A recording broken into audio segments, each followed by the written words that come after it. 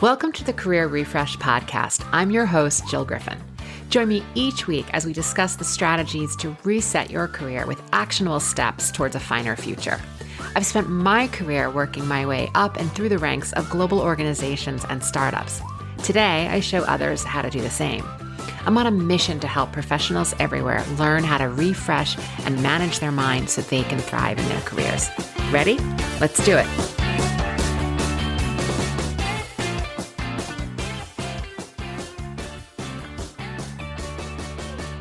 Hey there, and welcome back. I wanted to talk today about failure because failure used to totally rile me up. It didn't matter if it was something small like a marketing campaign or something larger like a layoff. I would become really anxious. I'd fall into obsessive thinking, which then for me always led to arguing with reality. Other times I'd freeze because I'd want to put bubble wrap around myself, and I wasn't sure how to move forward because I was scared to make another mistake, scared to have a failure. And, I come from media marketing side of the business, and within that, spending so much of my career in digital health or technology, digital media, travel and hospitality. It's really fast paced, like very much like the stock market. You're constantly operating in real time. And because of this, there were huge risks and huge rewards, and it was all good. But during this time frame, before I learned how to rethink failure, I was constantly looking at my career as either a signing bonus or a severance package. And it really wasn't helpful thinking. Might have been true, but definitely not helpful. The roller coaster of this all was exhausting. I was often anxious, and I began to not trust myself because I didn't know the next move. So I eventually learned how to wear failure like a loose garment. This idea that these fails became the springboard for me of growth and success. And that's really what this podcast is about, how I flipped my thoughts on failure. And when I was flipping my thoughts on failure, I learned also how to manage my brain, which can be a total jerk to me, along the way. So many of us have an automatic resistance to failure. I want you to think for a second why you might have an automatic resistance to failure. What's the feeling that comes up for you when you think about your last failure? Is it stress? Is it fear? Do you feel super pessimistic? Are you anxious? Really, what comes up for you? And I just want to point out that you probably learn pretty quickly through direct and indirect messages in your life that failing is wrong. In school, you learned that if you didn't do well on a test, or if you didn't do it right, you failed. And the more you failed in school, the less success you achieved.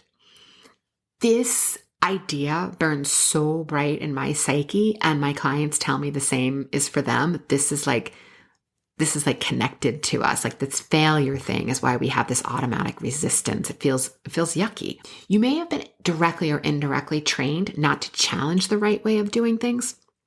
But I want to tell you, as both a former employee and now 4 years into my entrepreneurial journey, failure is what gets you to your success. There's no doubt. It's just one less way it's going to work. And the faster that you learn to rev on failure, you're going to get to success much faster.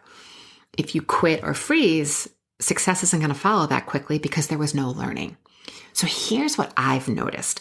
When you succeed, you tend to move on quickly. You might celebrate, but you tend to not reflect on why things worked. And frankly, most of us haven't been trained to look at what you did that was successful unless you worked in technology or tech marketing.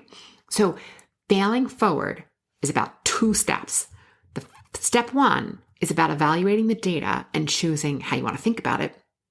And step 2 is knowing that you can be in that suckiness of failure and get through the other side, which means you can take more risks. My years working in tech marketing, we would spend time in what we would call the wallow, which is where we would look at why something worked or didn't work. So first we'd capture all the learnings. This was sometimes a great process. Other times this was ridiculously uncomfortable. We would look at everything. We would dissect, we would investigate, ask questions, probe deeper, and we get super crisp on the highlights, the lowlights, and how we might approach the challenge differently the next time. Our tendency is to immediately get to the lowlights. What went wrong? Who did what? How can we make sure this doesn't happen again, right? There's a different vibe in that. Fine. You need to spend time in understanding what the low lights were. But I'm going to offer you to make sure you spend equal time on the highlights and the wins. What went right? Who did what? What processes work? How did you create this win? Both the lowlights and the highlights deserve a deep wallow. And I also want to offer you that all this digging and probing, it's just data, my friends. It's just the facts. So as you know, you can spin data to prove lots of different points of view. And when you look at the data, you're going to have thoughts. Your thoughts are going to make you feel either positively or negatively about the data. But again, the data is neutral. So don't blame the data and don't celebrate the data. It's your thoughts about the data that you want to look at. That is what creates your feelings. So here is where the step 2 in that process is getting through the suckiness of failure. I want to unpack that. Our thoughts create our feelings. And everything you do in life is because of how you want to feel or because of a feeling you want to avoid. There are no exceptions to this. Success comes from continually looking at your thoughts and feelings, reviewing the actions you take and seeing the results they create. And if you don't repeatedly look at what thoughts you are choosing, you won't progress. You will stay stagnant. You won't move forward after that failed presentation, that furlough, the layoff, or the firing. You really do get to choose what you want to make the data mean. And when you choose to look at it wholly from a negative point of view, you're gonna have negative feelings. It's okay to experience negative feelings and it's okay to go there, right? It's okay to choose this. This work is not about anesthetizing ourselves. The work is about allowing yourself to feel the negative feeling, get through the other side so you can move forward and take additional risks.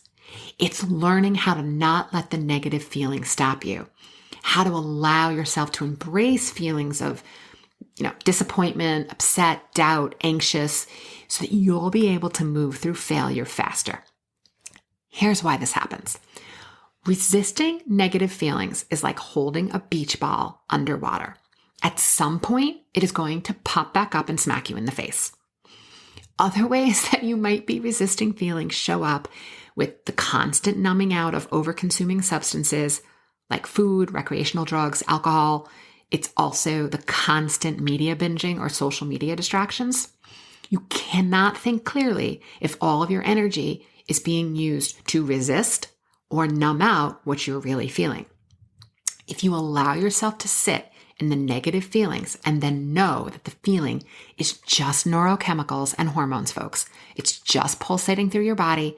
It's a completely normal process. You begin to have the opportunity to allow the discomfort, allow the negative emotion, and learn how to process it. It's probably going to come in waves. Your shoulders may tense up. You may feel a tension in your neck. You might be like a teeth grinder. Maybe there's a nauseous feeling in your stomach, or you have like a general nervous energy in your body. But here's the magic of being a human being.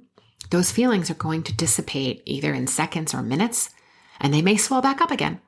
But continuing to learn to allow that feeling to process it through your body and eventually get through the other side is where lies the victory.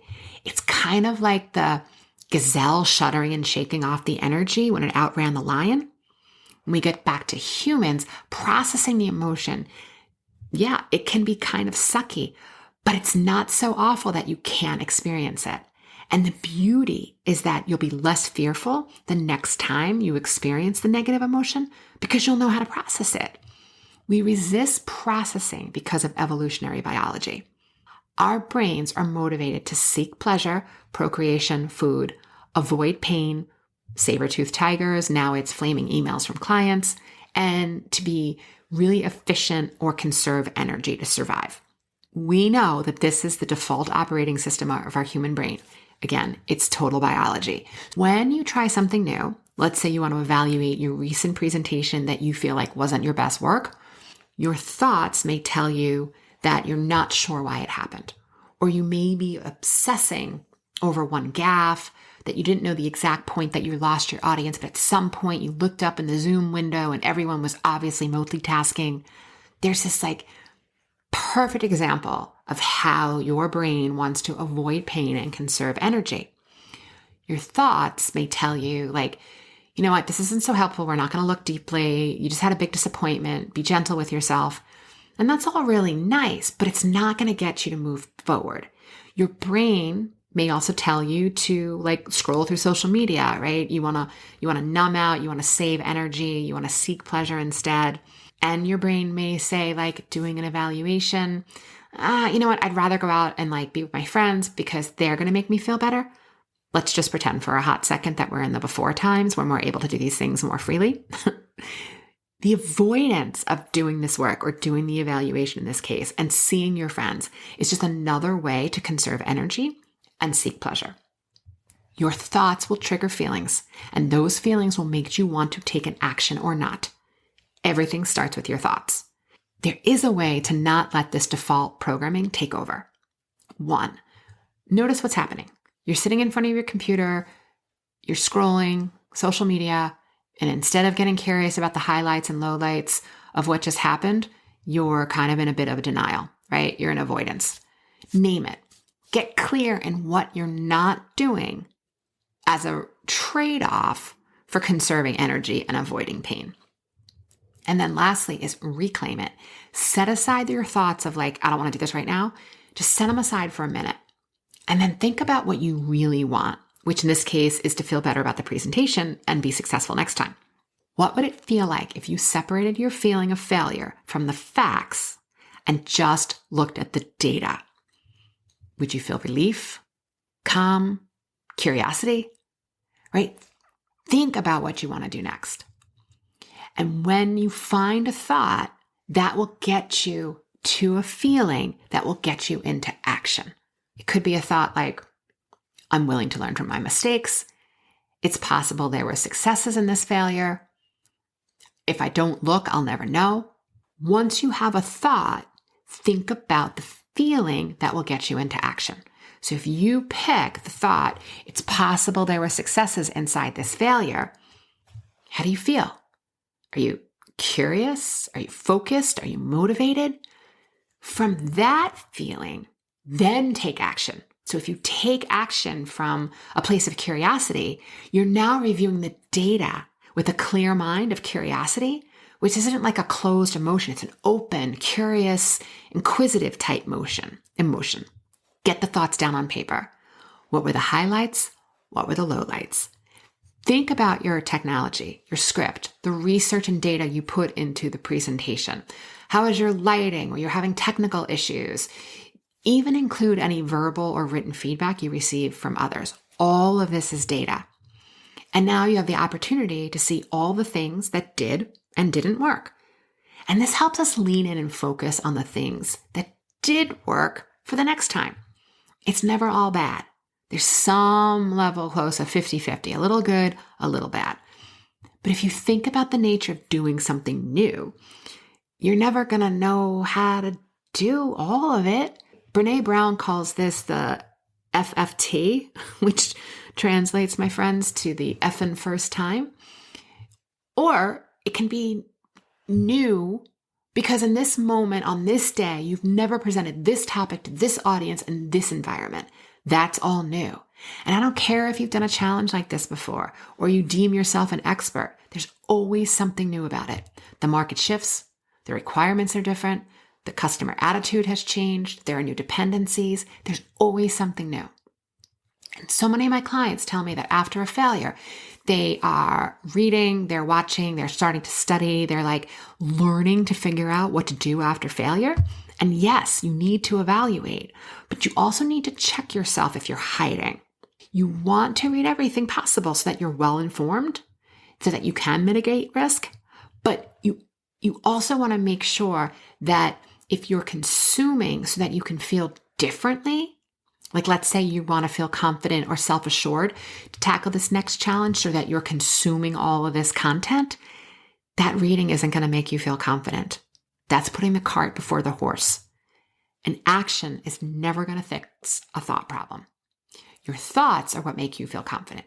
Your thoughts are what make you feel self-assured. From that place of confidence, you then take action. You play, you wonder, you experiment, and you're going to fail again. Staying safe doesn't grow careers. Staying safe doesn't get you noticed.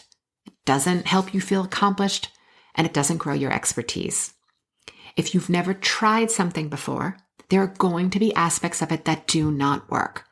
Again, it's data, and you get to choose how you want to move forward.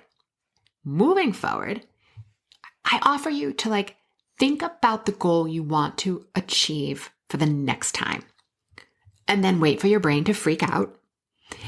Your brain is going to be tempted to try to keep the goal really small so that if you fail the next time, it's not that big of a deal.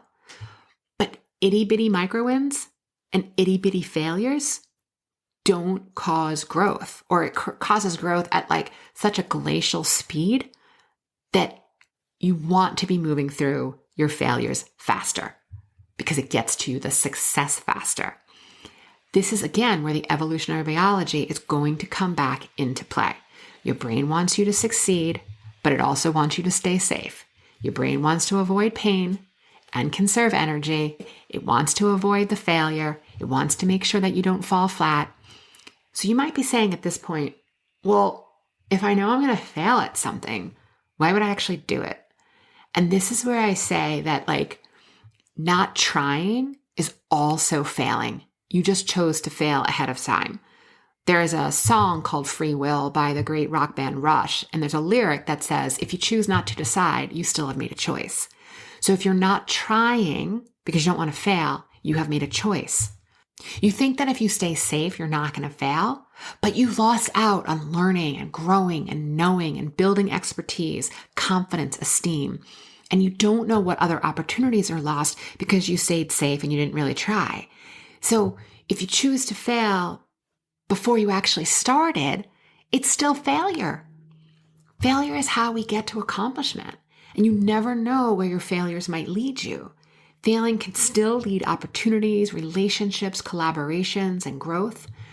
I look at failure in two ways. One, there's the dodgy fail where you dodged the opportunity and you stayed safe and you failed.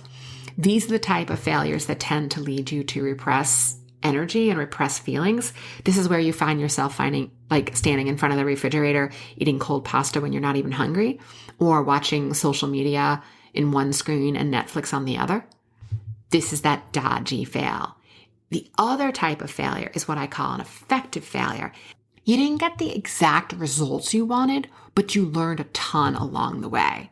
So if we put it into more context, let's say you want to get a promotion before the end of the year. So over the next few months, you level up your skills, you network internally and externally, you discuss with leadership what they'd like to see from you in order to gain the promotion, you collaborate with colleagues, you improve your team's overall output.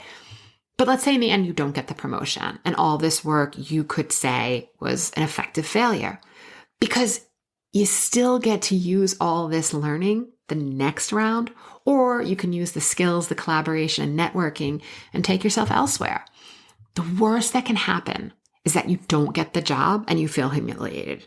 Okay, I get it. That's going to suck. But eventually you can get your thinking to so what? I can't really lose something that's not mine. And I learned a ton along the way. When you understand the worst thing that can happen to you today is an emotion, as my mentor likes to say, you really start to understand that there's not any emotion you can't experience. And when you know that, your whole world starts to open up. You begin to shift your thoughts on failure. You're more willing to experience new things. You take risks. And learning how to refresh your thoughts on failure isn't just so that you don't fail. It's so that you recognize the wins and learnings along the way. To recap, you get to choose how you want to think about failure. I encourage you to wallow in the data. Look at the highlights, look at the lowlights, what you do again, and choose how you want to think about it. Don't keep yourself small and safe because that only leads to a dodgy fail because you just dodged the opportunity, which is still failure.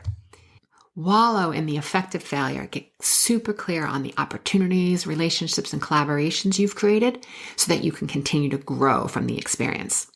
Okay, folks, that's what I have for now. Thanks for listening, and I will see you next time. Hey, thanks for listening to the Career Refresh podcast. If you're enjoying this podcast and you want more career and mindset tips, get on my email list by going to jillgriffincoaching.com. I'll also put that link in the show notes. But before you go, please rate and review this podcast as it helps me get the word out to people everywhere so they can thrive in the workplace. I'll see you next time.